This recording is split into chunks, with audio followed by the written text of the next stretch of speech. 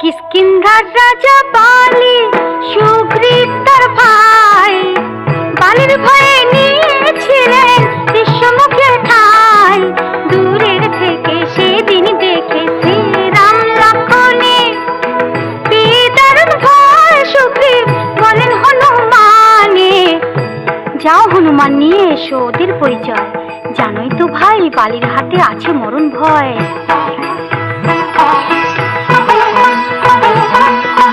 রাজার কথায় মন্ত্রী হনু তক্ষুনি যায় ছুটে, রামকে দেখে ভাবটা যেন পায়ে পড়ে লুটে।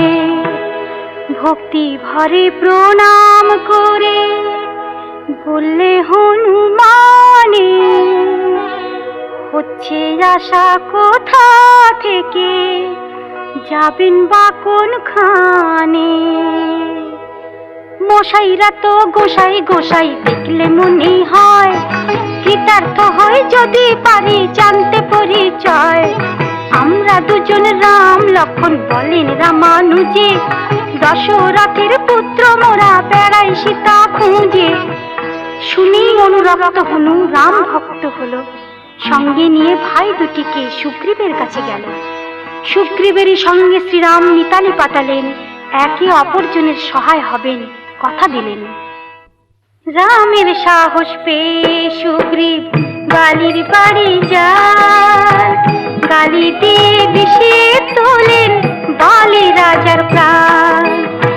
দুভাই যখন মল্ল শুরু করেন রীতিমতো, আড়াল থেকে রাম যে করে বালিকে নিহত।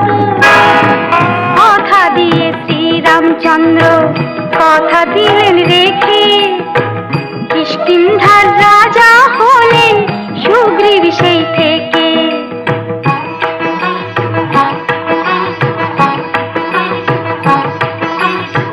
নতুন রাজার হুকুম পেয়ে বানর দলে দলে, সীতার খোঁজে ছুটল সবাই শূন্যে জলস্থলে।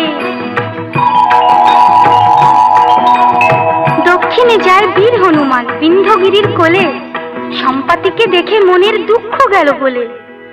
সম্পাতি তো পাখির রাজা সেই জটায়ুর দাদা, সূর্য পোড়ায় ডানা যে তার উড়তে ছিল বাধা।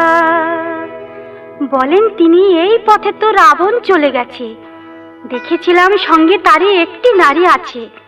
দক্ষিণে ওই 100 যোজন চওড়া সাগর পারে রাবণ রাজার রাজ্য আছে, লঙ্কা বলে যারে।